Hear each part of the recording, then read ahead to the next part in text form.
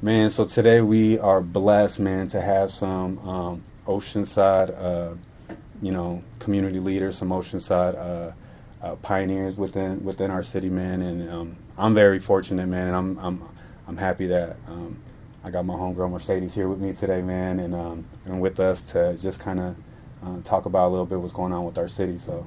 Mm-hmm. And we got Mr. Junior Boogaloo right here, and we're going to discuss a little something with Mr. Jimmy here, and we're going to discuss Oceanside and kind of you guys' backgrounds and how you guys tie into Oceanside and how you guys kind of like found yourself here. Yeah, so like to start off with you, Mercedes, can you tell us a little bit about yourself? Where'd you grow up? Your Oceanside story. Yeah, I was born and raised on the 600 block of Arthur, and I'm not saying that to bang on nobody. That's just where I'm from. Just, I have to just say that. Yeah, so I lived in the Deep Valley for 30 years. Yeah, grew up on Arthur, seen a lot. I don't know what else you... No. We'll get into it. What about you, bro? How'd you end up in Oceanside? I came from the Bay Area, like in '80s, '82. Lived right on Holly Street. On the east side? On the east side. And then moved to Oceanside Boulevard. And then moved to Noreen, right off of Fusat. And then moved in the Deep Valley. All over? All over. And during the 80s? Yeah. And then actually I moved to San Diego. I went to Lincoln High School out there. Was hanging out like in National City and Spring Valley because I was going to like a lot of clubs out there when I was young. So, I was like a club head. Okay. Yeah. So for those of you guys who don't know, man, we got a world-renowned... Junior Boogaloo. Yeah, man. This dude is from Japan to Oceanside, man. I know that, like, you've been all over the world. And so, how has that experience, man? Even coming from the Bay, when you came here, how was that experience to entering the city? And then, I guess, how was it for you, like, navigating Oceanside during the 80s? And actually, like, the first time I came to Oceanside, I used to come to Oceanside every, like, year when I was younger. Okay. Because my mother's sister lived out here. Her husband was in the military. So, we used to come out here, like, when I was 5, when I was 8, 9 years old. But the first time I moved here, I didn't like it. Because I was so used to the city, and like I grew up in the projects out there. Yeah.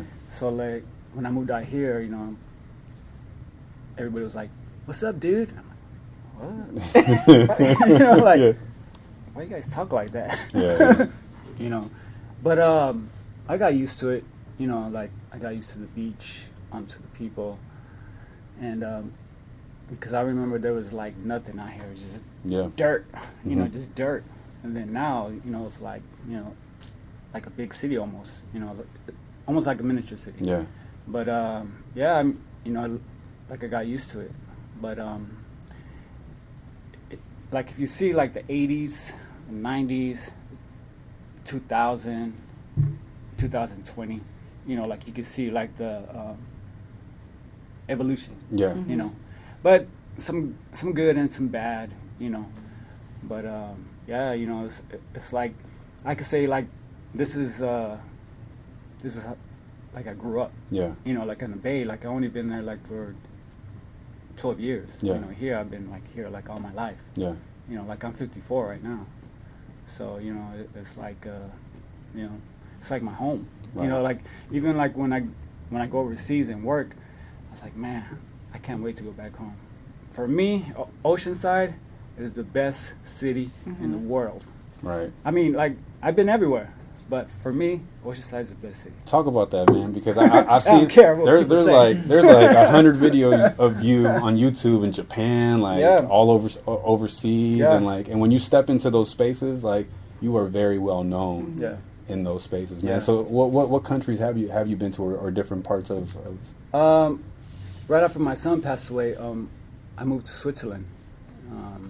I was there for like 4 years, and you know, I was teaching for a school out there, and then on the weekends I would do the whole Europe. So, you know, like I had to learn French. You know, like I took French for 3 years, so like I speak a little French. And after that, I moved back, and then I moved to Asia. I lived in Beijing, China for like almost 5 years. And then I did the whole Southeast Asia. You know, I've been to like Korea, Vietnam, Malaysia, Singapore, Japan, like, you know. But Oceanside for me is the best city because, you know, we have the beach. You know, it's just, it feels like home. Right. You know, it's so relaxing. You know, like you have all the restaurants. Everybody's cool. You know, like it's just, I don't know, it's a different feeling. You know. And that's a dope perspective too, man, because like I didn't leave Oceanside, bro, until I didn't get on a plane. I got on a plane when I was like 7 years old. We went to Mexico, where my mom's from, and then I didn't get back on a plane again until I was 26. So like I had never been north of Ventura County. Right. I had never been east of Las Vegas. And when I was 25, 26, I moved to the Bay Area for 3 years, and that was the first time I had been on a plane since I was 7. And so like Oceanside is all I knew. Yeah. You know what I mean? But for you who's like traveled the world and lived, not just traveled, but like lived in these other places, to say that, it's amazing, man. And even like him talking about the growth from the 80s to now, I think we've had our population has increased by like 80,000 people. Yeah. You know what I mean? Or more, 100,000 people. Maybe We had the more, biggest surge from the 80s to like 2010, because we're almost about probably 200, almost at 200,000 people. Wow. But like in the 80s, it was like, you know, it felt, even in the 90s, it felt more like everyone, I mean, we still feel like that, right? Don't you feel like everyone kind of knows everyone still to this point? Like, Yeah, but I mean, there's like a lot of like young people that are, you know, I'm out of the generations, you know what I mean? But yeah, the I do feel families, like though, that, you know, like, I feel like all like the families that, especially your peers, like I Right. know a lot of my peers, even the ones that went to El Camino. I went to Oceanside High, but I feel like I knew a lot of people from El Camino. It was just Oceanside, you know. Right. You run into them either way, you know, either it's at parties or it's at like functions or, you know, at the beach. Because you can run into anybody at the beach. Right. Especially like my like generation of like growing up in Oceanside, it was like the beach was like a place where it was like either heaven or like you're gonna run into some Especially the 4th of July. Y'all remember the 4th of July? Oh, Yeah. do I? Of course I do. but Best times. Yeah. no, 4th of July was dope. They used to have the fireworks. Right, off. right. They used to shoot them off the boats. Right. Yeah. But although it was a dope time, it was very dangerous too. Yeah. Yeah. Very Yeah. dangerous. It's crazy, though, because when you're a kid, that's all you know. You know what I mean? So you don't look at it like, I mean, you're cautious because you obviously experiences, but at the same time, you don't look at it like, oh, it's very dangerous. You're just looking at it like it could be exciting, fun, but you're still cautious. Yeah. It's not, now as an adult, you look back and you're like, dang, man, it was kind of like, or when you start losing friends or family members, you realize like, oh, man, it got real, real quick. So kind of speaking on that, you know, like your family obviously has a huge legacy here in the city. How did your family get to Oceanside? And like, how like did you guys end up in the Valley? My grandparents, they came from Hawaii, and then they actually, a lot of Samoan families that have come over, started on the east side. That's where my grandparents went. They started on the east side, and then they eventually moved to the Valley and got a house down there, and they bought it, and we were there ever since. But yeah, I think maybe why a lot of Samoans started on the east side is because if that's where all the Samoans are, that's naturally where you're going to go. Like, Right. you know, we stick together. Right. So I think my grandfather had a relative on the east side, and that's why he decided to go there first. But then when they were able to get a house, then that's when we moved to the Valley. Yeah, I think it was like the 40s when the Samoan population in Oceanside began through the military. It's like the 40s or 50s. And I think at that time, the east side was one of the main places that, like, you know, if you were a person of color, you were kind of just like being like that's where you move. Mm-hmm. You know what I mean? African American population, Mexican population, primarily. And that time it was like all dirt. Mm-hmm. And I think they were like one of the last communities to actually get running water. Mm-hmm. You know what I mean? And there was a school, Americanization school, where in Center Street, where Club Crown Heights is, right there across the street from Marshall High School. And that was a school that they would send kids that weren't like born in the United States Mm-hmm. to go there and learn. Like it was part of it was called the Americanization movement during that time. And so it was like abandon your identity from your home country and learn everything about like assimilation. It was Yep. basically an assimilation Yeah. school, right? Mm-hmm. And that's where they were sending people. Mm-hmm. But like at that time, like the valley didn't really exist. You know what I Yeah. mean? Until Mm-hmm. that started getting developed. Mm-hmm. But then I've heard a lot where it's like our Samoan population was on the east side, and then they either bought property in Tri-City or in the valley. Mm-hmm. You know what I mean? And until this day, that's where you primarily see a lot of our, Samoan population in the Mm-hmm. community. And so your family's been here. You know, obviously you're a Seau. Mm-hmm. You know what I mean? And so it's like, along with like, several other families, y'all are very respected in the community from Mm-hmm. everything your family has done. And I think that's why your story is so powerful, because everything you've had to navigate, and you're pretty much like, you're a community leader. Like, and so can you tell us a little bit about how like you stepped into that? Like, well, before we get there, I also know that you came up during a time where there was a lot of tragedies that took place, and so I think before we get to there, can we talk a little bit about like some of that stuff that took place in the early 2000s that you experienced, and how that impacted the community where you were at, Mm-hmm. And then we'll get to like how that like motivated you to serve in the community. Yeah, 2002. And I warned y'all that I might cry. But yeah, in 2002, my mom's baby sister, she lived in the apartments behind Big Liquor in the valley, and she was like everybody's favorite auntie because she was the baby and she didn't have any kids. So naturally, we were always at her house. And yeah, when I was in 8th grade, she was in her garage reading the newspaper, and she was shot and killed in her garage. And This is in the valley? in the valley, yep, right behind Big Lick. And I still remember that very vividly. Yeah, I remember going over there and seeing her body in a bag laid out in front of her garage. How old were you? I was in 8th grade. Mm-hmm. So right behind North Redondo, right behind the Big Lake. Yep. Yeah. Mm-hmm. Yeah. So that happened in 2002. I was an 8th grader, and I dealt with a lot of like, in my Samoan family, we did a lot of sweeping things under the rug. You didn't talk about how you felt. And I was struggling, like, because I was hurt. I never knew heartbreak like that in my life. And I was young, trying to navigate life. And so I was like, what am I supposed to do with all this pain? Like, Right. how can I live without her, So, yeah, I felt very lost. But also, since we didn't talk about anything in our house, I was like, where am I supposed to go? Where's a safe outlet, How do you work through grief in a healthy way? I didn't know how to do any of that. And so I think that was the start of me bottling up a lot of anger. And then in 2005, my cousin Rusty, which is also Junior's nephew, we lived together.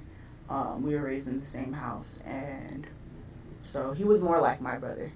The way that it works in the Samoan community is your first cousins are usually like your siblings because you guys have this tight bond, and a lot of times first cousins are raised under the same roof. Mm-hmm. So we were raised that way, and so he was a lot more like my brother than he was my cousin. And I was a junior at this time in high school, and I remember, getting the call like, hey, Rusty at this time they were saying he got hit by a car. And so we're like, what? I was home with my grandmother because, Samoan girl has to usually help take care of the elder, you take care of the house. Right. You know, that's our responsibility. Very tight-knit family. Yes, and so I was there helping care for my grandmother, and so my natural response was, I'm about to leave. I'm about to go down there because, so for people who aren't aware of how far distance-wise my house is from where my cousin was, where the accident happened. So I live on Arthur, and it's, how far would you say from Gold, like the intersection? 2 blocks, because you have Arthur, and then you have Gold, and then you have Vanderbilt. So it's like, what, 5-minute walk? Depending on where on Arthur you are. Yeah. Yeah, so it was about that far. But, yeah, I remember getting that call. And then I went to my backyard, because when I peek over my backyard, I could kind of see the intersection. Oh, okay, so yes, so I looked out, and I just see, like, a lot of commotion, a lot of people there. And I was like, dude, when is somebody coming home to be with my grandma? Because I'm ready to dip. So I left, I ran, to go over there. And I remember when I arrived, like, the paramedics were there. His sister, Fia, which is Rusty's mother, she was there. And I remember her, like, I seen her, and she was sobbing. Like, she wanted to be with her son. Yeah. Rusty was a mama's boy. He loved his mom. They had a real tight relationship. So, somebody was trying to console her. While Rusty, he was, laid out on the floor. And I remember I ran past the paramedics, and I just pushed them off. And my brother, Robert, he saw me, and he was like, hey, don't touch my sister. So he was the distraction for me. And I was like, okay, you distract them. Like, tell them, leave me alone. Mm-hmm. So I ran past the barricade, and I saw, Rusty. I saw him laying on the street, and he was coughing up blood. And are you still alive when you got there? He was at that point. And so, like, that image was burned in my brain for a long time, and it still is. I still see that. Right. And... yeah, I remember just seeing that, and I was like, dude, what do I do with this? Like, where am I? Like, what is happening? So they ended up taking him. Paramedics came, put him in the ambulance, took him over to the fire station, which isn't far from where he was. But on the other side of the bridge? Yeah, on the other side of the bridge. So put him in the ambulance from Gold, and took him over to the fire station, and we all, like, the whole neighborhood, we were all there at the fire station, like, we was deep over so there. It's the fire station across the street from what is Jersey Mike's and Dollar Store. Yep. Mm-hmm. Yeah, so we went there, and, the helicopter was there, and they loaded Rusty up, but he didn't make it. On the helicopter, or? Yeah, I honestly, it's kind of cloudy. I think they might have loaded him up, but I remember, like, them telling us, like, he didn't make it. And that happened in broad daylight, right? Yes. Yeah. Did your aunties happen in daylight too, or was that? That was at nighttime. But you're now a sophomore in high school, and within 3 years you experienced 2 murders, and you see the bodies. Mm-hmm. Like, that's a lot to take in for, like, a 16-year-old? Yeah. Yeah.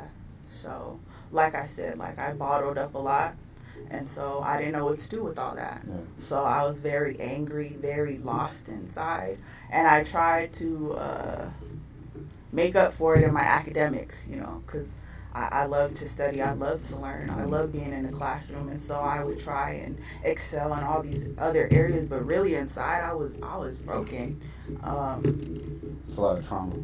It is, and I didn't know it was trauma. I'm thinking this is normal. Right. Like, this is just another day in my life. This is what happens in the valley. Exactly. So I didn't look at it as anything abnormal. I just thought this is what life is,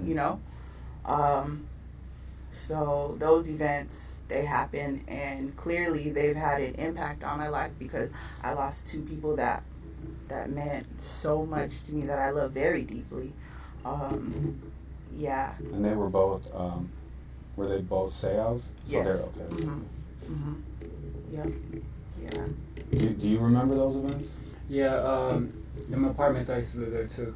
Behind the big liquor? Yeah. The Valley View? Are they Valley View? Yeah. Yes, Valley View. Valley View apartments. And I used to always see Pearl almost, like every time I come home, because I used to work at Vaughn's, and, like, I lived right across from the,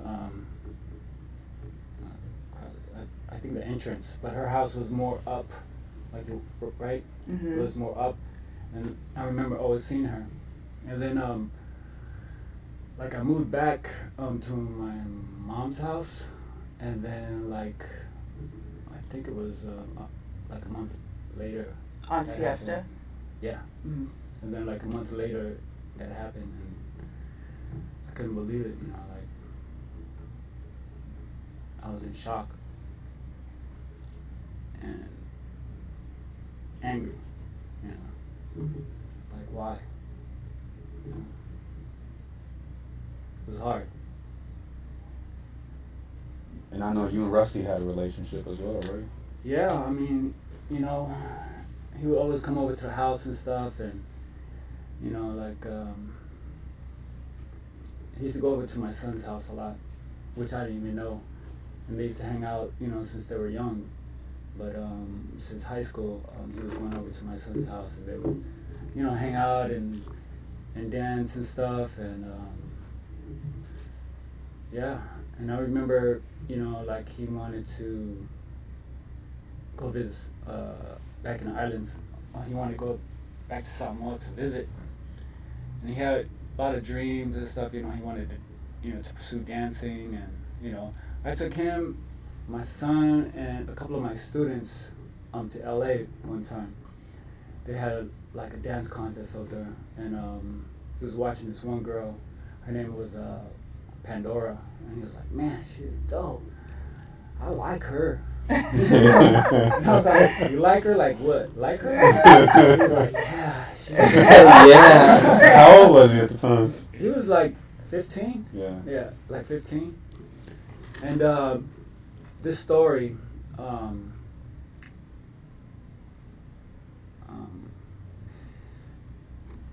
don't know if you guys know like the Electric Boogaloos, but there's a guy from the Electric Boogaloos called Ski Rabbit. You know, he's like an OG Crip, but he's really good friends with Rusty's Chris.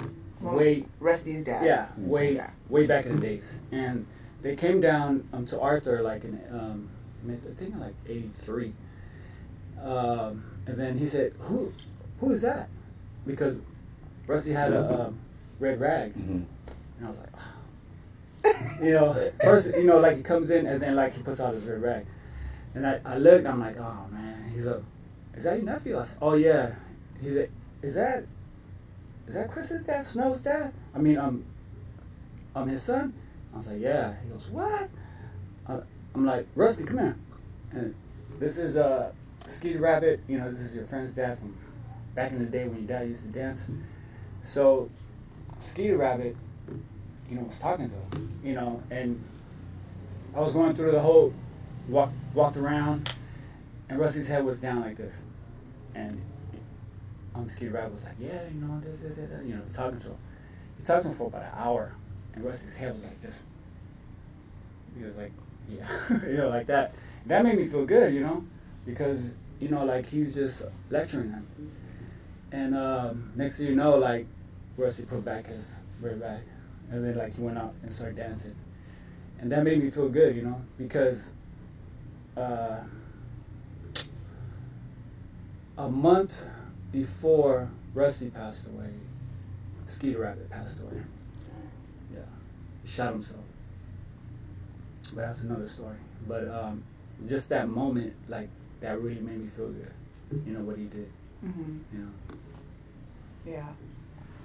And your Junior is actually Rusty's uncle. Junior's sister, Fia, is Rusty's mom. So just so that everybody's aware of, you know, the relation, you know. Yeah. So his son Chris and Rusty, first cousins on that side. Mm-hmm. Yeah.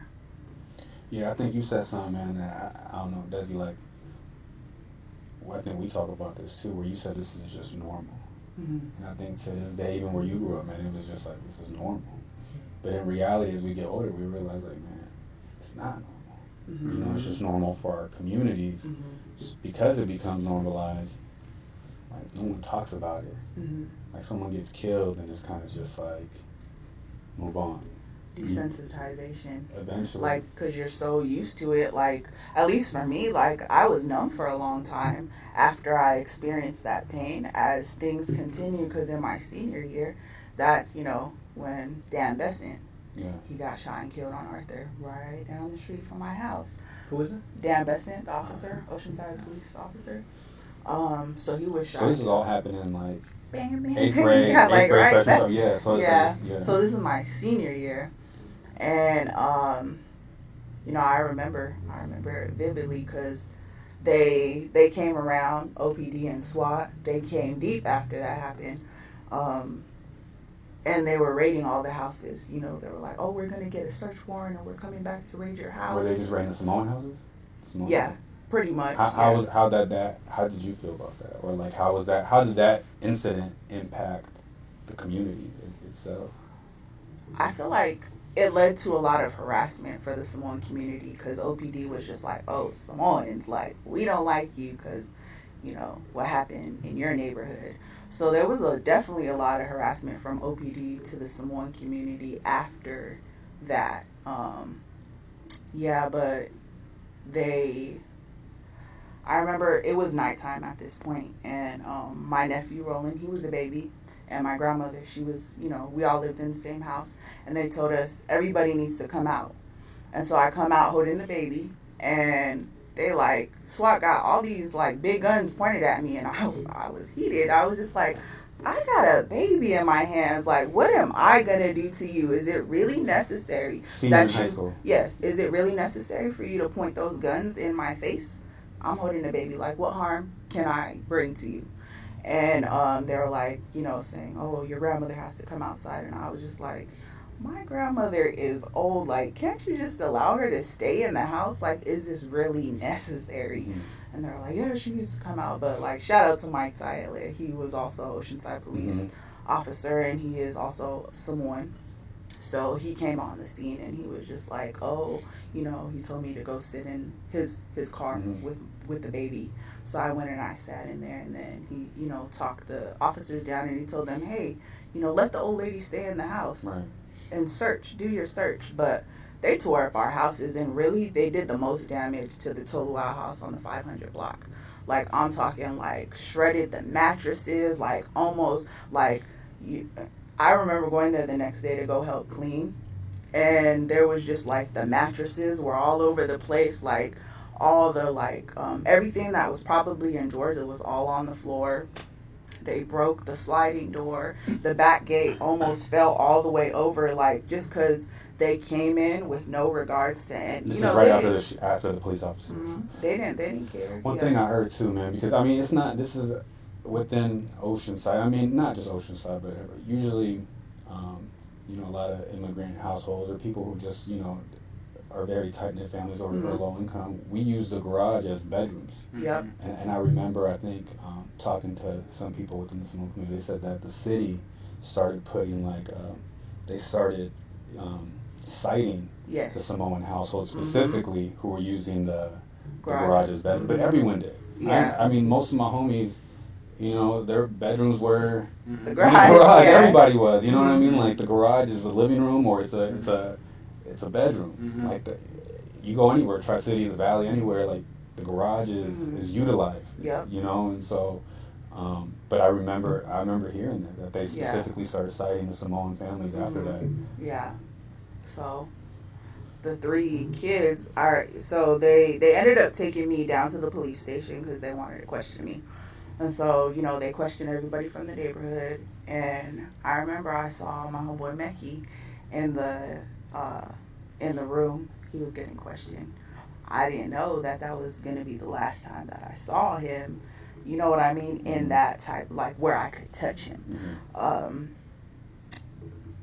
So afterwards, Meki, Jose, PJ, 3 of my closest homeboys, they ended up, going to trial, and they were young too. They were young. I remember they were young. Yeah. So PJ is a year younger than me. Meki's my age, and Jose is I think he's a year. So they were all in high school. Yep, all in high school.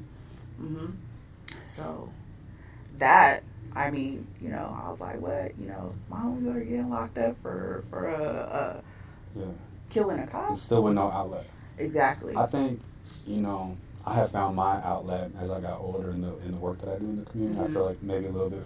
I see how much you give to the community. Dezzy, I feel like you found an outlet younger than us because you were able to express yourself in a way where you were able to tell us what you were going through, what you saw happening.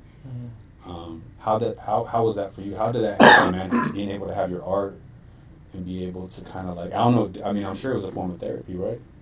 No, it for sure was. And I think that, like, when I started making music, like, I put a lot of time into it. And to be honest with you, like, starting off, I never really thought that I would please as many people as I do with making music. So initially, like, my whole take of doing music was an outlet to talk about. I used to talk about a lot of foolish things in my music, starting off. And it was just things that, like, I like to do, things I was experiencing. But it was more of like an outlet instead of being outside as much. Around, like, I started doing music in middle school and into high school. And to be honest with you, I felt like around that time there was, like, so much tension in Oceanside. Like all the stuff she was talking about was, like, when I was in, like, middle school going into high school. And I could feel it. A lot of things that were happening on the other side of the city, I could feel, I could feel it. Even, like, going to Oceanside High, I know you went to El Camino. You went to El Camino. At Oceanside, it was like you can still, like, you can just feel it. Like, when something happens in the city, like, the whole city feels it. Like, people at Oceanside, I remember the night that Rusty had passed, a lot of people were, like, just bawling at school, and it was, like, it was crazy. Like, it was just a feeling that everybody felt throughout the whole city.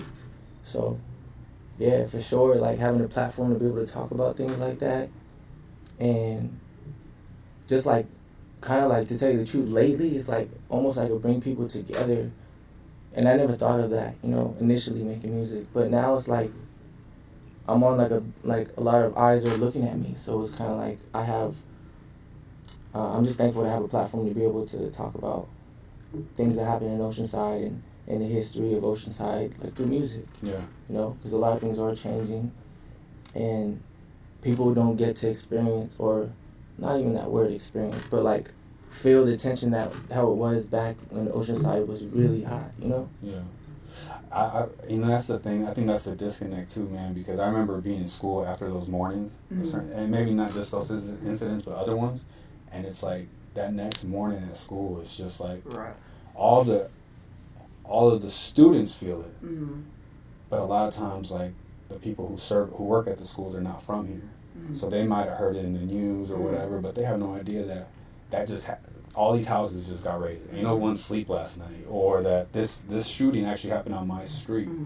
And you go to school with that, and then you already know the tension that's taking place because of potential suspects or who could have done it, and it's tense. Yeah. But no one talks about it unless it's the teachers who are connected. They'll bring it up and say, "Hey, we're not going to learn this right now. We're gonna, like, how's everyone doing it?" Yeah. Because I remember when I ran the after-school program, Project Reach in Mesa, and every time that there was a shooting or a murder that took place during the time that I was there, like, man, like, the following day or sometimes that week, the program, the site was a place of mourning and grieving, and us a lot of times just sitting in circles and just sharing memories and what we're going through, and it would always go from, like, anger, or it would start off as, like, grief, sadness, to anger, to, I think, having an after-school program and having adults there who had experienced it prior, and saying, man, you don't want to respond in that way because we know what responding that way looks like based off our experience, but utilizing that energy to do something positive and say, hey, let's raise money for the family. Yeah. Let's do X, Y, and Z.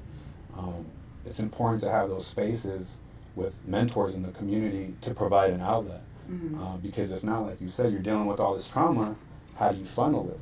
And I've always shared with people, just based on my observations and experiences, that, like, gang enrollment always increases after there's a shooting in the community, especially if it's a kid that, like, is very well known and popular. Like, Rusty was very popular. Like, everyone knew who he was, right? And so, like, immediately you have kids in the community that don't know how to deal with that. And it's like, and then you start seeing them hang out where the incident took place, or hanging out by the visual. Then they start hanging out a little bit more. It's almost like, I always share it, man. It's like the military. Like when something happens within our military, or when there's a terrorist attack on the United States, like enrollment in the military goes up. Same thing happens in our neighborhood.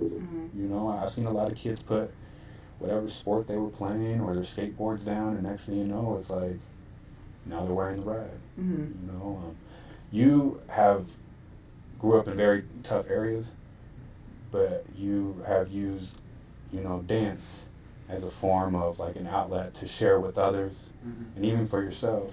How has having that outlet itself, how did that impact your life? Because I'm sure there's a lot of people you grew up with that are no longer here, but you had this passion, this art form. Yeah. Well, actually, I think dance really saved my life because, you know, like how I grew up, you know, like I could have went right or left, you know, and like I had friends, you know, that were into gangs and stuff, and then, you know, like I had friends that they just dance.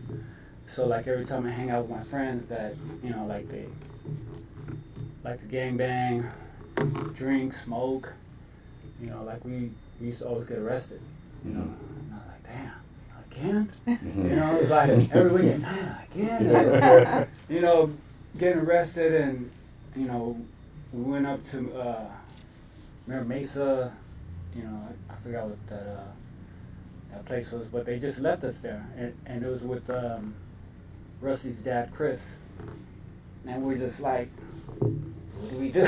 How do we get home? You know, so you know, there's like many times, and then, you know, there's many times, you know, like I got shot at Chris's nephews, Matty Stone and Donald. Like I used to live over there by Ocean View, Southeast San Diego. That's when I went to Lincoln High School. And walking on the street, I think we were Logan Heights, and then you know, there was two Mexican guys that were arguing and stuff, and one of my friends was like, yeah, kick his ass. Then all of a sudden they stopped and they're like, what'd you say, Holmes? Boom, boom, boom, and then we just started running. And that was the first time I ever heard bullets like fly next to your ear, and like they sound like. My heart was beating. I'm like, God, please, I don't want to die today. God, please, I don't want to die today. And just running for your life, you know. And man, it was like, this is not fun, you know. Yeah. So there was like many times like that. I mean, like one time, remember Seau? Which one? The Buyout? The one that passed away, like a while back. What's his name? Passed away like maybe 96. I don't know. Yeah. I think I was in like first grade. Yeah. Well, me and him. Oh my God! No. But, the moment you said 90 was right? yeah, no, like I was born in the 90s. But me and him used to roll a lot, and one time he used to work at the, it used to be called the 99-cent hamburger stand, but then it changed into Del Taco, and he used to work there at night, and you know, he hit me up at night. He said, "Yo, can you come by?" And I'm like, "What happened?" He goes, "Oh, I got into an argument with some people, but they said they're gonna be back." So then I woke up my friend, and we went over there, and we went inside, and the counter, like I was standing, you know, like in the counter, he was in the back of the counter. He goes, "You guys hungry?" And I'm like, "Yeah, you know, let me get a." So as soon as I stepped right here, and my friend stepped in my spot, that's all you hear, is just like bullets flying. Then after when it stopped, I said, "You guys all right?" Someone shot into the restaurant? Yeah. They shot the whole. Because they saw you guys. Yeah. So my friend was under the table. He goes, "I think I'm shot." And I look, and it was like blood all over the floor. So the night helicopter came down, and they took him. But yeah, I mean, like you know, like I felt bad because I told him, you know, to take me there. And he ended up getting shot. But they were trying to shoot my friend, you know. I mean, there was many times like that. But like the dance, like every time I went out with my friends at dance, it was fun, you know. It's like, wow, this is fun. And then, you know, I started getting to girls, you know, like, wow, you get a girl dancing? You know, like, wow, you know. It's like, get shot at or get a girl, you know. So, like, I went this way because I wanted some girls, you know. So that, you know, this one or this one, you know. I chose this one. And then it was, you know, like, for me, like, the dance was like my world. Like, I felt comfortable and safe. You know, just like you didn't have to wear a mask. You can be. Yeah, you know, like you didn't hang around with these guys. I mean, like these guys were cool. You know, like a fam, some friends. But it was just getting arrested all the time. And for me, like I get bored fast. And like at that time, like I did smoke a lot of weed, but I didn't drink beer or alcohol. You know, and they were like, "What's up, June? Drink, man." I'm like, "Nah, man, I'm good." "Oh, you need to be a man, man. You need to drink." And I'm like, "Oh, I need to drink to be a man, you know." But yeah, I just chose this side, you know, because it was fun, you know. Yeah, I think navigating this space for us is something that, you know, our youth still have to go through to this day, because even things have changed in Oceanside. And obviously the gentrification has changed, especially the downtown area, because I remember in the 90s, like downtown was a lot different, and it was very active out here. But now I feel like everything's getting pushed towards like the mid, the deep, and Tri-City. But the youth who live in those areas, and even the youth who still live in these areas of Oceanside, they're still figuring this out and have to navigate all this. Do I do this? My homie got shot last week. I got shot at, or someone pulled out a gun on me, and it's understanding that that's a reality.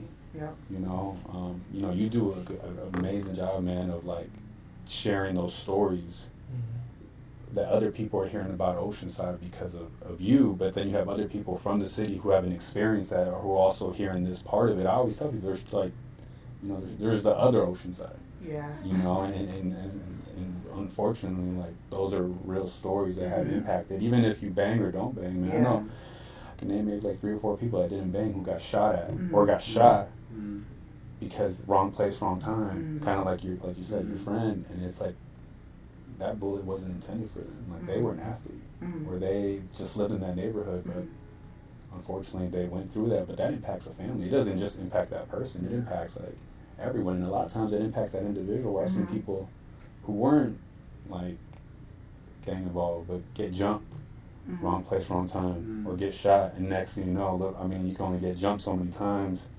before you're kind of just like, man, I already got enemies, so you know, it's just.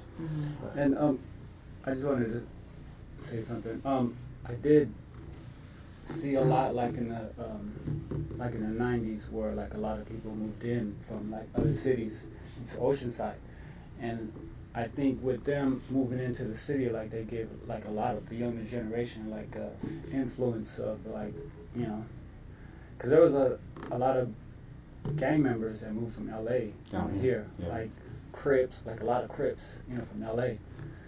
And that built up like more of the, you know, population of the gang. Yeah, you know? You see that happening right now in Riverside a lot. And some of the like on the 215, like the from like Paris to like Moreno Valley. You know, I was out there not too long ago, and I'm at I think at a Home Depot or something, and I keep seeing the same hats. You know what I mean? And I'm like, man, I know this is like a team in the Midwest. Like, you know what I mean? Nobody out here following. There's no team out here, you know? And I look on my phone immediately, but that's just like because of how we grew up. I'm like, man, who's out here like that, you know? And then you start seeing like this gang, this gang, this gang, this gang, and a lot. And the history of them, we're like, oh, this gang started in 2000. This gang started in 2005. This gang started in 2010. And it said, you know, these gangs originated from San Diego and Los Angeles, but because it's getting too expensive to live in San Diego and Los Angeles, people start moving out to like, you know, Riverside. It's a lot cheaper, but you don't. And I think that's the thing when we talk about like people and caring for people. Gentrification and development doesn't solve the problem; it just moves it, and it becomes another city's problem. But for us, who our families have been involved in that, and our friends have been involved with that, that problem doesn't end for the family. You know, you're just displacing people, and that becomes Vista problem, then it becomes San Marcos problem, then it becomes Escondido's problem, then it becomes Riverside's problem. But we're not fixing anything. What happens is that they're just like, we just don't want it in Oceanside. Yeah. But like, that's our family, that's our loved ones. So it's like, that doesn't go away for us. Yeah. You know what I mean? And so it's like, for us who are homegrown, or who have experienced a lot of time in Oceanside, I don't want to see them being displaced. How can we help them here so they can stay close to their family and their loved ones and their home, their roots, and how can we assist them? And so, like, with that being said, how did you start stepping into, like, becoming a mentor and serving in the community? Because it seemed like that ended up becoming, like, I know you do poetry and stuff like that too, but how did serving the community kind of, like, how did you step into that? I started a relationship with God. I got saved. And after I got saved, you know, that's when I got a glimpse of what it was like to hope, you know. How old were you? How old were you?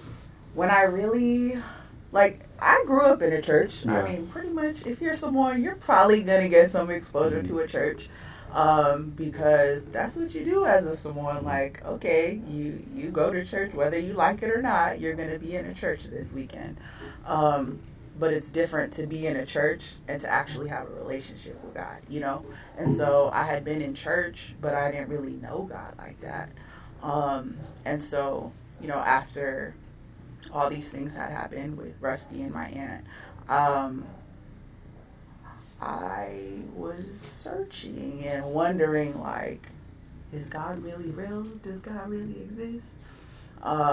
So I'd say, like, I really got saved in college, where I really started to kind of take my faith seriously and wanted to, like, grow and learn more about that. And I made a decision where I was like, look, every pain I've ever experienced, I'm not going to waste it. I'm going to recycle it for my gain. And if there's anything that I could give back, it would be my pain, you know? And what I learned from knowing such heartbreak, because I knew I wouldn't be the first and I wouldn't be the last to know what it's like to lose somebody to the streets, or to grow up in a neighborhood where my house, because, you know, my house is the heart of the hood in the valley. So when there was ever any drama, whose house got shot up? It was my house. You know, my house was always like, hey, something's going down, my house was going to get shot at. So I was used to this type of life. I thought it, like I said earlier, I thought it was normal. I didn't think anything of it. But yeah, so I started to have that relationship with God, and I made that choice that everything that I've experienced, I want to use to give back to my community. I want to help me, you know. If I want to be who I needed when I was struggling in my life and I felt hopeless, like there was nothing for us. I just felt like, man, I guess this is it for us. We're either gonna get shot and die that way, or we're going to prison. I wasn't a gangbanger myself, but that's all I was surrounded by, you know. So I just felt like that's it for us, you know. But yeah, so in college, that's when I made that decision. Like, I'm gonna start giving back to my community, and moved back home and started doing the movement outreaches. Talk about that, because you used to put on these events at Menlo Bishop Park. Yeah. Like annually, you put these annual events, and you bring artists to perform, and they'd be vendors. Because I went to one, I think I went to the last one. There was vendors and like music. And Yeah. No, but you're sitting there putting on these events for your community. Like, talk about that. Like, and even the process, because I think a lot of times, I think that's been an issue within the city. People say, man, it's hard to like put events, because there's a process to it. You got to ask, like, you know, to get the electricity and all that. I don't know what process you went through, but you were doing these like consistently for me. I think we did them like 5 years in a row. Yeah. But so had to file a permit with the city, because you know, if we didn't file a permit and we were all down there with the stage and a sound system, OPD knows who I am. So, like, you know what I mean? And then they see all these Samoans gathering there, and they're like, what are they doing down there? But, so to go about it the right way to avoid getting shut down, I filed a permit with the city, got it approved, and then just started reaching out to people that I knew, like, hey, you want to come do music here? Can you provide, like, a case of water? That's when I got involved with Save Our Streets, the Save Our Streets community through the city of Oceanside. And my Uncle Wayne, he's like a pillar in the Save Our Streets committee. Yeah, so, you know, he was like, okay, this is what you have to do. And we'll get involved. Like, let us know what you need. They brought like canopies and the barbecue, all kinds of stuff. They wanted to see how they could pitch in. So it was really a community effort. Like, maybe I was the one to file the permit and do little things like that. But it was really the community coming together to serve the community. And then you've been mentoring youth. Whatever youth comes in front of you, it don't matter if they're black, Samoan, Mexican, white, like, how has that impacted your life? Because that's how I met you. Yeah. You know, the kids that I was mentoring were like, man, you gotta meet Mercedes, like, she's dope, like, she's done this, she's done that, that's who I go to. That was like, what, in 2013, 2014, so it's like, how has working with the youth too, like, had an impact on your life? I would say that it honestly saved my life. When I became a youth leader when it was Family Fellowship Church. On the corner of Douglas and the mid-deep, kind of like. Yeah, I wasn't trying to do that. To be honest, I was just like, you know, Myra and Matthew Sangy, they were heading up that youth ministry. And I was like, hey, do you guys need help? And Myra was like, yeah, actually we do. We need somebody to be over the middle school kids. Can you do it until we get somebody permanent? And I was like, oh, okay, yeah, I'll do it. And that's when I got my foot in the door over there, becoming a youth leader. And then Pastor Sheldon, who was the one who hired people, he was like, hey, we actually want to offer you this position. Like, can you do this and stay? Like, can you be permanent? And I was like, oh, like, I thought this was temporary. And he was like, nah, like, you're the right person. I was like, I am. And I kind of questioned it because I was like, are you sure me? Like, me. And, yeah, I guess I kind of found my sweet spot there. And I've been involved ever since. Like I said, mentoring those, you know, the youth has definitely saved my life because it opened my eyes to the fact that, hey, my life does have purpose. I can truly impact other people by pouring into them and just being myself. Like, I didn't have to, because I talked about earlier, like, I was in AP classes. So I used to feel like a fish out of water in those AP classes because I was, like, the only Samoan there and definitely the only one from my hood in an AP class. So I used to feel like, I'm real different in here. Like, and I would, like, you know, kind of acclimate to that environment and feel like I needed to talk a certain way or present myself a certain way. But when I became a youth leader, I just felt so free. Like, I can be myself and I have to, like, pretend I'm somebody that I'm not. And they react to that. They responded to it because, you know, real recognize real. So they would have known if I was putting on a show. And the crazy thing about that, man, the kids that were coming to me were from, like, a different neighborhood that she grew up in, and they were Mexican kids. Like, these are Mexican kids saying, like, man, you got to connect with her. And I think that goes back to show, like, you know what I mean, when you're being authentic and you're being genuine about your intentions, people from other areas will connect with you or not necessarily gravitate, but just, like, you know, want to have a relationship with you because, again, it goes back to, like, it's not you're Samoan, I'm Mexican. It goes like, man, are you genuine? Can I trust you? Are you going to be honest? Like, can we have a relationship based off of just, like, you know, just wanting to, like, that you care. Yeah.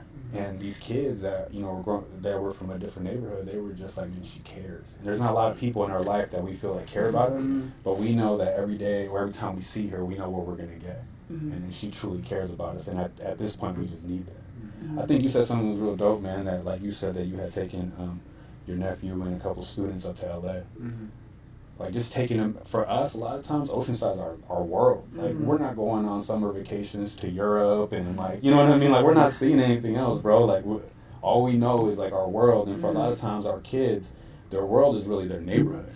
You know what I mean? Like they're only coming to downtown, or for the ones that live in the valley, they're not coming to to the downtown area a lot. They're spending time most of the time in the valley, and vice versa, man. So it's just like, why would you? I mean, would you see the impact that it was like taking kids? Because you've been able to see the world. You know what I mean? But can you talk a little bit about the importance of that? Yeah. Like a lot of kids, like for me, like when I grew up, like I never been out in that box. Right. That's all I knew was that box. So when I moved, I'm like, wow, there's a lot of white people. I never seen so many white people. Because I just lived in that one space, Right. And then like we moved to Oceanside, I was like, wow, water. Like, what's up, dude? You wanna go to the beach? I wasn't used to that, I was used to like, people looking at you hard, like no smile, everybody's like smiling, like, have a good day. I wasn't used to that. Because you were in the projects in the Bay, right? Yeah. Just in that neighborhood, right. But, working with kids is, like, I learned a lot, like the kids are like, I treat them just like my kids, and something about the dance is just an outlet, like yes, like I teach them how to dance, but I also teach them how to keep humble, be a good person, teach them about life, but it's not just only about the dance, so like a lot of the kids overseas, like they're like, oh, the West Coast, I like Tupac, what about the gangs? But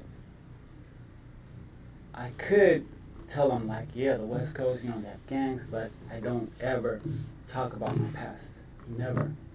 I only talk about like the positive things that happened into my life, because young kids, like you're like a big inspiration to them. So whatever you say, they're gonna do, or like think it's cool.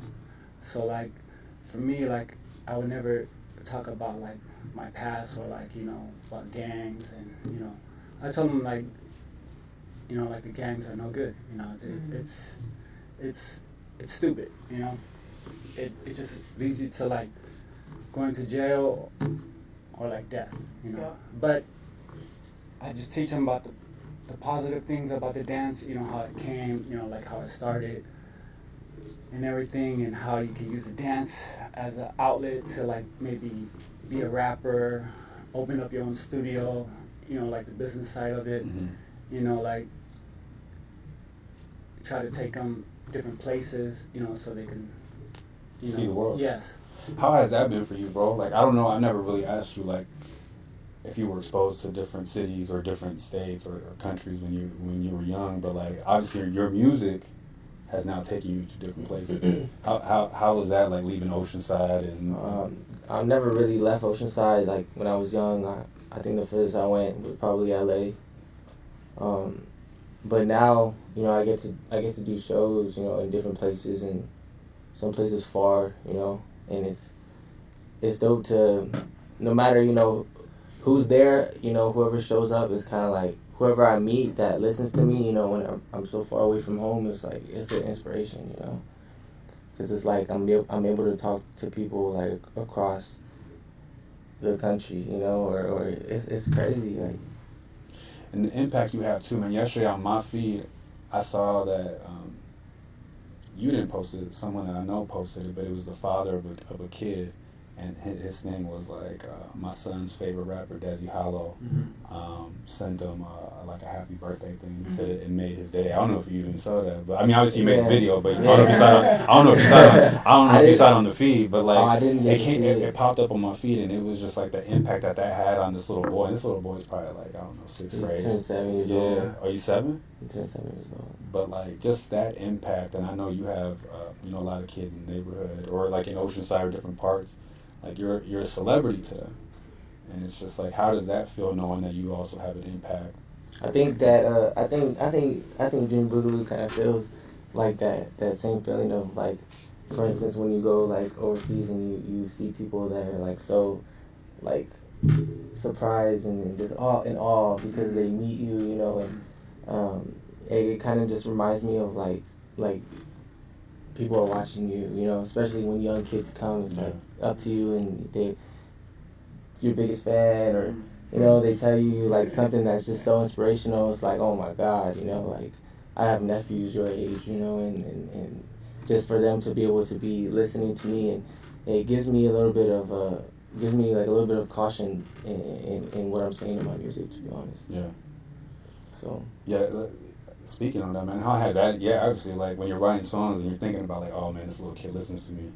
Like, cause in your lyrics you can hear like obviously you're still talking. I mean, I think music is maybe like dance too, as you grow and you're in different seasons, and obviously like, you know, every album's whatever season of life you're in and what you're experiencing and all your experiences as well. But I feel like in all your songs there's always something there where you touch back to the city. You're gonna mention the street, or you're providing seeds of hope. Yeah. You know, within the music, and I think that's why we rock with you so much, man. Because it's like we know that at the end of the day, we're like your foundation. Yeah, no, for sure. It's just it's great to have a platform, you know. And for me, it's like I'm thankful because like of how I built my platform. You know, it was a different approach, and it's crazy because I was once the kids that are listening to me, you know, I used to listen to artists that were up and coming, and I wanted to be the first to know about them, telling all my friends, and it's like when I meet kids, you know, that listen to me, it's like, damn, I was like you at one point, and now I'm here. Yeah. And I think that's one of the things that, like, everything we've been talking about, you know, everything that's happened recently with the Junior Seau Amphitheater and the Rec Center, you know, obviously, like, it was said that they were thinking about potentially replacing it, and the community came out, showed out, man. Like, we showed up to City Hall, and it almost felt like a reunion. Like, I don't know if you felt like that, but we were up there, man, and I was running into people I haven't seen in a long time, and that was the power of Oceanside. Yeah. And I think a lot of it, based off everything we talked about, a lot of times when there's a lot of like mistrust between like the locals and the people who grew up here in the city and how everything's been operating. Because obviously we've seen the changes. Now, some of it's good, some of it's bad. Like, I mean, depending on your perspective, but I think a lot of times when we show up, we're showing up with a lot of passion because of these experiences that we've had. Like, we lost loved ones in the city. We've had to go through so much. A lot of times it feels like we're the only ones that came through the crack. And because we've made it out, it's almost like we have a level of responsibility to say something, and because of the platforms.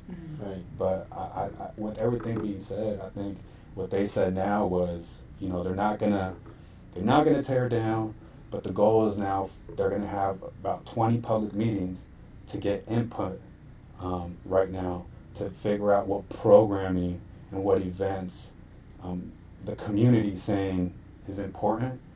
And then they're going to give that back to the city, and based on that report or that analysis or the city from there, which it would go to city council, they would decide on how to develop it. So it's going to be like, right now it's like a discovery phase. They're just taking input. Then it's going to be an option. I think it's like they're going to provide options to the they're going to, based off all the input, they're going to show all the options, and then from there they'll write the report.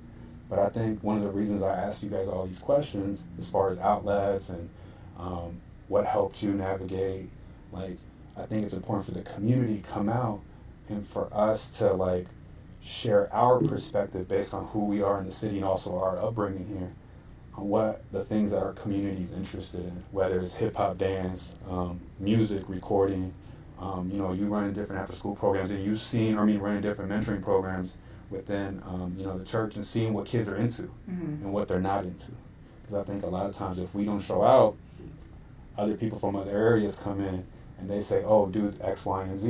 And people in our community ain't really interested in that, you know what I mean? And I think about like the incidents that took place in the Valley, and it's like, I know there was an after-school program for a little bit right next to Popeyes. Yeah. But then it's like you remove that, and then they moved that after school program to Libby, Yep. and it's like, but people from the residents in this area ain't gonna go down to Libby. Yeah. And if you remove that after school program from Libby and move it back to where Popeyes is, they're not gonna go over here. Yeah. It's like we just need to have two of them. But we know that because we grew up here. Yeah. But if you don't grow up here and don't know that, it's like you're not gonna understand that. All they see, it's like, oh, it's only a mile away. It's like, no, that's another world. Yeah. You know what I mean? And so Yeah. I think it's important for all of us to do what we can to continue to have community participation at those meetings, to share what programming should look like at the rec center, to share on what events we would like to see, because you dance at the actual amphitheater, and you've spoken at the amphitheater. I've spoken at the amphitheater. We want to see Dezzy perform at the amphitheater. You know what I mean? But we want to for you to continue to have shows, future shows. You have future speaking engagements there, but I just think it's important for us to have influence in that process, because if not, we're going to see a bunch of programming in that rec center that don't really tie into our community, and we're going to see events or concerts at that amphitheater that maybe doesn't really include us. You know what I mean? And I'm gonna share this as an example, man. Like, I worked in Libby Lake for a minute, and for the past like 5 years, 6 years, we've been trying to advocate with the city to remove the volleyball court because it's the only flat part of the park. But they put a volleyball court there with sand. No one uses it. You know what I mean? It's just like it just sits there. And I remember I had someone from the city say, well, no one plays volleyball in this community? And I'm just like, why would you? Like, this is a Mexican neighborhood. Like, they would like to see a soccer field here. Like, how come you guys didn't? This is the only flat part of the park. But to me, again, that goes to like who was involved in this process. Yeah. You know what I mean? And so I just think it's important for us to continue to stay in that. Because if not, like I said, there's going to be programming that's going to get put in there, but is it going to reflect our neighborhoods? And, you know, you being a Seau, like, how was that for you when you heard, like, yo, they're thinking about maybe replacing this building? I was just like, absolutely not. That was honestly my response. I was like, oh, nah. Y'all about to see. Like, that's not about to happen. Yeah. So, yeah, that was just my thought. Like, this is not happening. And I knew the city wouldn't stand for it. Like, we, Oceanside, like, the people, that we wouldn't allow something like that to take place. So, yeah, I knew the city wouldn't stand for it. Right. When you say the city, you mean the community. I mean the communities, yes. Like, you know, all the different neighborhoods. Everybody, I knew that true locals would not be on board with that type of change. Right. No, it was love, man. What did you think about when you pulled up, man? Because it was like you saw black people, white people, Mexican people, Samoan people, mixed people. Like, you just saw Oceanside up in there. Yeah. And you saw a lot of reunions, man. I saw people shaking hands and, like, people staying afterwards because it was, like, one of those things, like, nah, not this. I think that the Seau is the one area that, like, everybody, no matter what area you grew up in Oceanside, can, like, say that, you know, as a part of home, you know? Yeah. It just was a place that holds a lot of memories for, like, just everybody in Oceanside, you know? And a lot of us feel like that's the last, like, monumental thing, you know? They took away a lot of, you know, they've gentrified a lot of, like, Oceanside already, but that would be the biggest one to go if they did try to touch it, you know? Yeah. I tell people sometimes, like, man, when you walk down Mission, I almost don't even recognize the city until I see the amphitheater. Once I get to the amphitheater, I'm like, or the Strand, I'm like, okay. It's the only thing that hasn't changed. Right. What do you think about it? When did you do your performance there? The first performance was in 82. Oh, wow. There was a band. Yeah, there was a band that they asked us if we could perform with them, and they did the remix of Take Your Time by SOS Band. Yeah, I was like in 82. I was only in, I think, 8th grade or 7th grade. Yeah. But you performed on there multiple times? And then 98, there was a battle there. I think 98 or 99. Yeah. We did a battle there, and me and my friend performed at that stage. And then you spoke in there, Mercedes?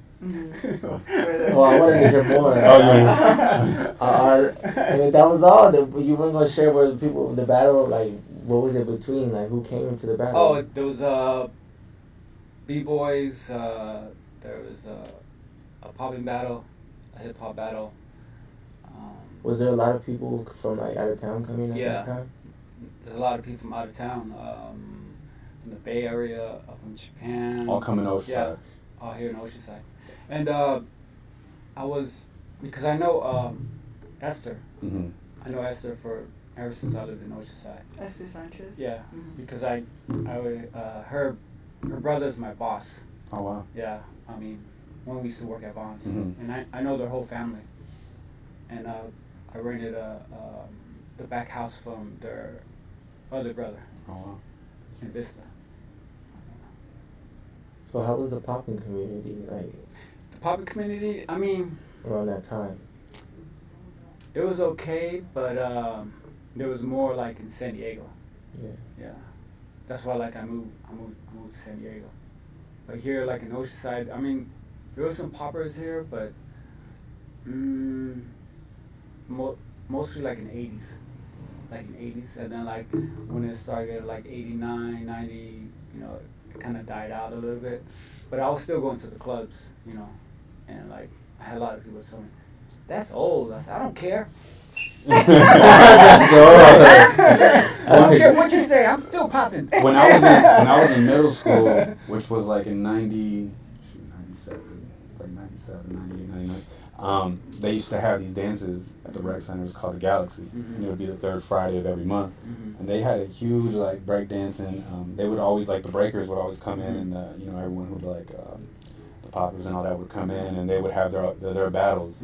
But it was like, man, that was like, that's before all the there was no hotels, nothing, and everybody would look forward to like, the third Friday, and you had to have a Oceanside Unified School District middle school ID to get in. So you would have Chavez didn't exist, so it was just Keene, Jefferson, and Lincoln, and it would be packed, like just waiting to get in. And I just remember like those were some of the best memories, man, like from my childhood, because it was like everybody would come on the bus, and it was only like from like 6 to 9:30. But it was just one of those things that like that rec center provided that. You know what I mean?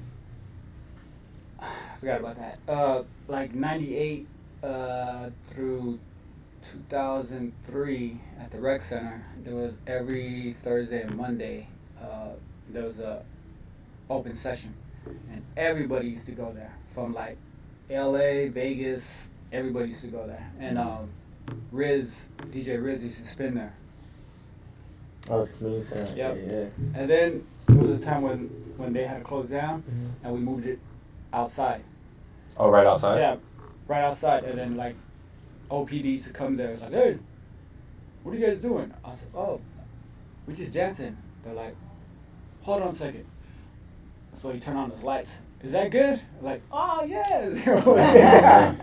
He was like, "Yeah." But that's love, man. And that's bringing tourism too. Yeah. It's just bringing in tourism that like, you know, we can connect with as well. Yeah. You know what I mean? And that goes back to having community input. Like people aren't against, like, I mean, obviously we know that tourism brings in money, and money helps the community. Well, it should, you know, it should go back into the communities. But have our input, because like something like that, like you said, is bringing people in from everywhere. Like you put on a show there, it shouldn't be hard for you to put on a show there to go through the process, because that's going to bring in people as well. But then that's something that the community, us, will look at and be like, oh man, that reflects us. You know what I mean? I know that recently your brother did a battle at the amphitheater, and I just saw how much people were gravitating towards it, and even like the tourists were stopping and like videoing, and like people were watching it, because that goes back to like, it reflects us in a way, versus like when you see other things taking place, you're kind of like, man, that's not really had nothing to do with us. You know what I mean? And so I just think it's important for us to continue to speak up, and even though that the city has now said, and they said on record that they're not going to tear it down, the next important part is making sure we have influence of what that looks like, and the programs that are going to be put in there. You know what I mean? Because it's like at the end of the day, it's like we got to make sure that our kids who are still trying to navigate the city and going through, we have multiple kids out here who police are still going to their house all the time based on the homes that they live in or neighborhoods that they live in. We got kids that are still trying to navigate the city that have similar experiences that we have, and they need an outlet. Mm-hmm. Whether it's dance, whether it's a music studio in there, whether it's sports, or whether it's just having adults there that are from the city who've experienced it as well and who can just support them, you know, through that process, having a mentor there.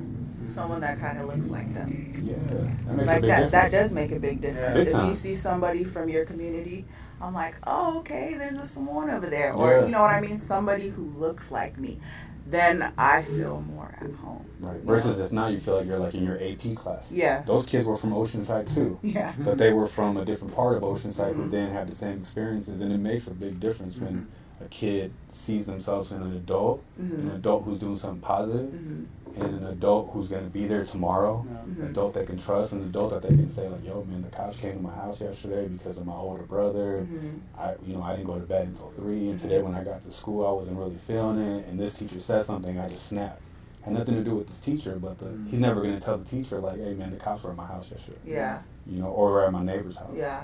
You know, and I think that we just need to have, you know, it'd be dope to have Dezzy go in there. They have programming, Dezzy's talking to the kids, they have a studio, and he's showing them how to write a song. It can just be a one-time thing, you coming in as a guest, but the platforms that you guys have and the connections that you guys have, man, you can always get a person to go up in there and say, hey man, go give back to the kids, you know. But we need to have those doors open, you know, for the kids in this community. Because if not, all they have is sunset. Yeah. And we all know how sunset turns out for a lot of us. You know what I mean? It's like something always pops off at sunset, you know, but the kids are just looking for an outlet. Yeah. You know? And I think it's our responsibility, given the fact that we've gone through the cracks and we're in the positions that we're in now, to do everything we can to provide that for them. Yeah, and like Junior, he said that he had to go to San Diego. Right. Why do our kids have to go to LA and San Diego to do something that they love? Right. That's unnecessary. We need to provide programs that that they're interested in here in our city. Like we should, like you said, we should have some dance competitions, some dance classes that maybe you can teach or somebody connected to you can teach. And I just don't think it's necessary for our locals to need to go to even to Vista or to Carlsbad. Right. Whether it's for education, you know, because there's a lot of kids who get shipped out to go to a better school outside of Oceanside. Why don't we improve our education system in Oceanside so that our kids don't have to go outside of our city to gain a better education? But yeah, I think we just need to have programs here in our city, like you said, that reflect the community and the interests of our cultures. Like one thing that came to mind is I don't know if everybody's aware, but Polynesian dancing. You know, that's a big thing in the poly community. Right. If we had a Polynesian dance class available here at the rec center or even at the amphitheater, that would draw in a lot of people from different areas, not just Oceanside, but that would also bring, you know, people from San Diego, LA. There's a lot of people that I've met from Long Beach and Carson who know about Oceanside because they used to come here every year for Sister City, you know? And that again, that goes back to tourism. They're going to eat here while they're here, you know what I mean? But it reflects our community. Even put on events. You know, just having your name behind an event where now you have people coming from everywhere to come to an event, and you utilize both sites. You know what I mean? Eventually you're going to perform there. You know what I mean? And you got plenty of friends in the industry, man, that people would love to see you bring to Oceanside. Yeah. But again, the process itself, I think that's something we're going to have to advocate as well, is like you have to make the process easier for our communities to go ahead and start having events here, because that's part of it too. And I think if we do that, then you start bridging the gap of like mistrust between the city and the community, because in reality, like there is a big mistrust between our communities and the city, because like you see all this development taking place, or you see the neglect in our parks or on our streets, and like you kind of look at it, and then you go into other neighborhoods and you're kind of like, what's going on here? And so you know, for us, it's like, man, we just want our voices to be heard, but we also want our opinions and our like desires for the city to be taken into not even into consideration, taken into implementation. Like, man, like, and that's how you you end up bridging the gap. But I'll just say this too, man. A lot of that has to do with the fact that, like, when we talk about, like, our elected officials and a lot of the people in leadership, a lot of them are not from here. You know what I mean? They come here as adults. And so there's a big difference from living in the city of Oceanside and you've been here for 30 years, but you came here as an adult because you probably haven't experienced these other neighborhoods. You probably just moved to where you moved to. You have the friends that you have, but, like, you didn't have to navigate the city through the 303, the 313, the 302, the different bus routes, you know what I mean? And just going to this neighborhood, going to that neighborhood. And a lot of our current leadership, and I'll say this, man, like, they all live on the corners of the city. Whether they live in Ocean Hills, like, you know, like going towards Vista, you know, in that area, or, like, their backyard connects to the beach, you know what I mean? Or they're living, like, all of them are living, like, in the hills somewhere. And so it's like, for them, it's just like they're not navigating. They're not going down Arthur. Yeah. You know what I mean? They're not going down Holly. They're not going down Jonathan and, like, Thomas and Thunder. Like, they're using the main routes to get to City Hall and then they're going back. And so for them, it's like they're not looking at it like that. And I think that's why it's important for us also to start stepping into those positions.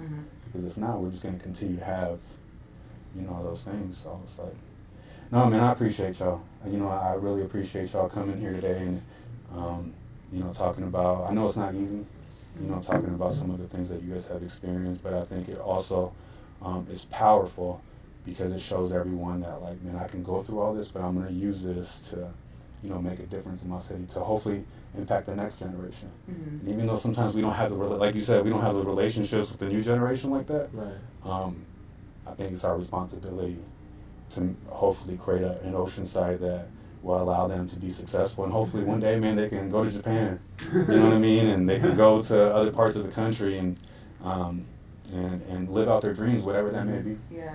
You know what I mean? Especially, I mean, I know you were on the East Coast for a while and stuff like that, so it's like, nah, it's definitely love, man. So, you got anything for it? Man, I think that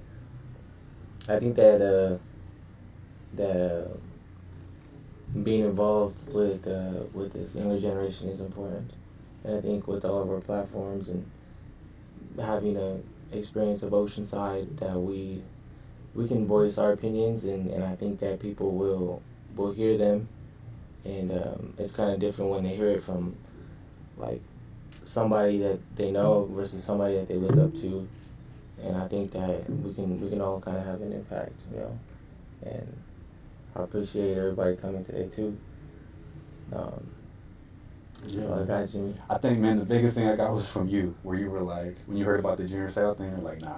You know what I mean? But taking that and just being like, I'm not even like questioning, nah, it's not happening. You know what I mean? I think the more we're united, and the more that we're going to be able to help, you know, the next generation, but also help us, man. Like, we're from here. I ain't trying to move. You know what I mean? It's like, this is my home. I'm gonna fight to stay here. You know what I mean? But it's not. I know for a lot of people, it's not easy, man. It's like it's getting more and more difficult to stay in our hometown, which is like crazy. You know what I mean? So, but this is where our families immigrated to. Yeah. For a reason. Yeah, for a reason. So no, but it's love, man. We're gonna continue to fight for the community, man. So we appreciate y'all, man, and let's keep the community engaged. Yeah. All right. Thank you, man. Yeah, man. Yes, thank you.